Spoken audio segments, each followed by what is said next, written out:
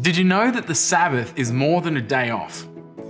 In the book of Genesis, we read that after God created the world, He rested on the seventh day and blessed it, setting it aside as a holy day. The Sabbath is a day of rest and worship that begins at sundown on Friday and ends at sundown on Saturday.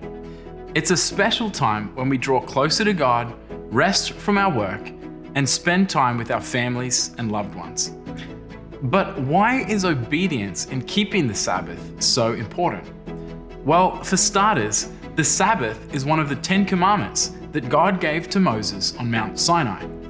In Exodus 20 verses 8 to 11, God says, "Remember the Sabbath day to keep it holy.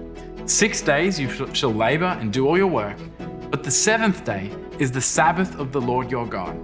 In it you shall do no work, for in 6 days the Lord made the heavens and the earth, the sea, and all that is in them, and rested the seventh day.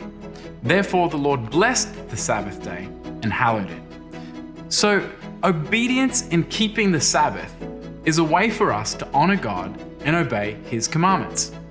By setting aside this day for rest and worship, we show that we trust in God's provision and that we recognize His authority over our lives.